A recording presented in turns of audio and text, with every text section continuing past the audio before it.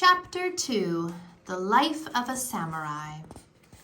To be a samurai, you had to be born into a samurai family. Warfare was a samurai's life, so samurai boys began military training when they were very young. Since the fighting was so brutal, they needed all the skills they could get to survive. Samurai generals and their armies attacked villages, burned down castles, and killed thousands of people. Much of the fighting was violent, hand-to-hand combat. It was important for a warrior to live and die with honor. The code of the samurai later came to be called Bushido, or the way of the warrior. The word bushi means warrior. The rules of the samurai. Strict rules guided every moment of a samurai's day. Some were simple. Samurai were expected to get up early, dress neatly, never complain, and have perfect manners. Higher class warriors also had to learn to read, write, and enjoy the arts. A samurai's loyalty to his daimyo or shogun was key. He had to put his lord above everyone, including his family and himself. The code of Bushido prepared samurai to die without fear. For them, a death in battle was the best death of all. Rich samurai hired artists to paint beautiful scenes on their walls and doors. Samurai families. Everyone in a samurai family followed strict rules. Fathers were the heads of the house. They taught their children to obey and respect them and all the other adults in the family. Japanese students and their teachers greet one another with a bow. Because the teacher is older, she does not bow as low as her students.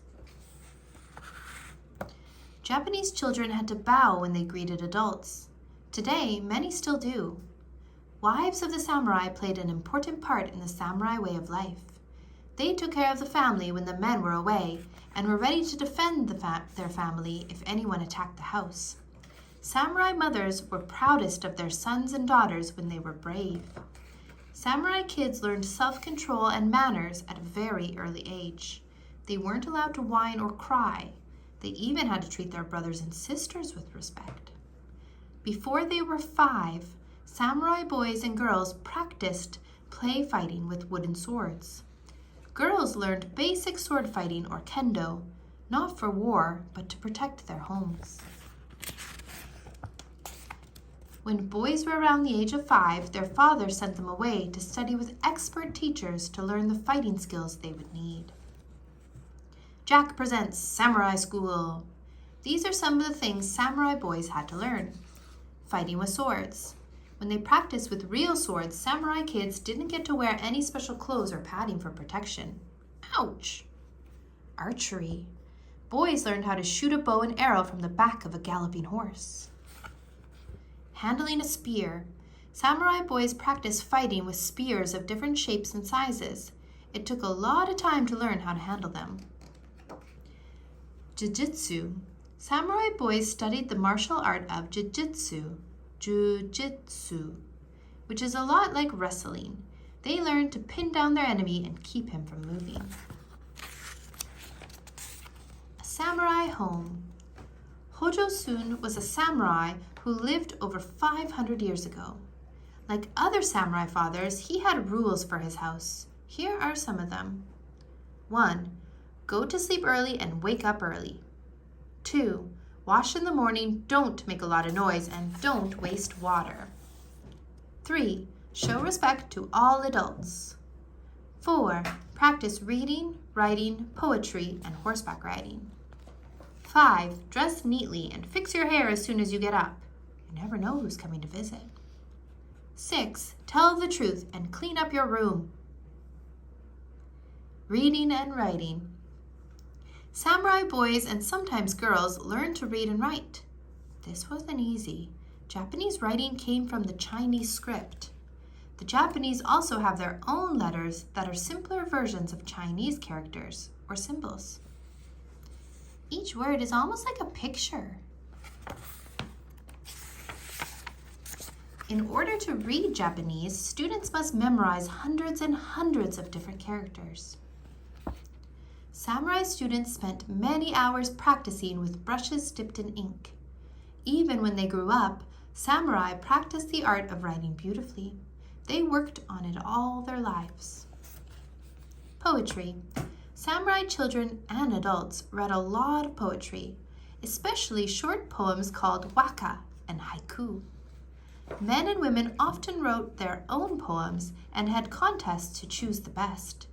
Here is a haiku by a famous poet, Basho, who came from a samurai family.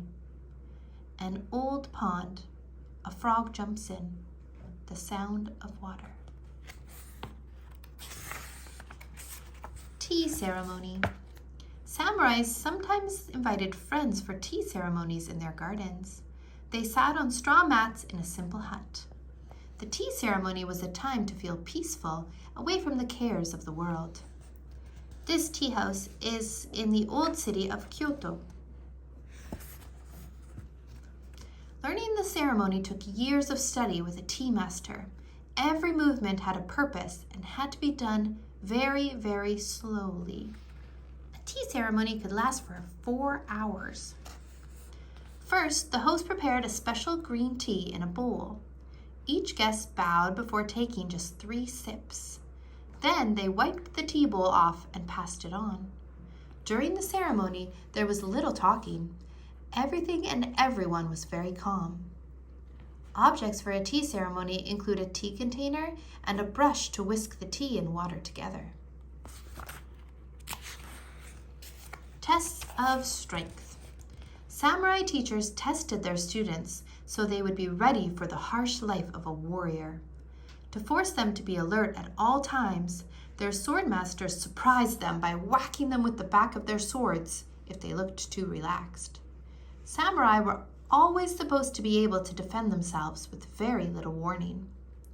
A student might have been ordered to walk miles barefoot in the snow or sit for a long time under a freezing waterfall.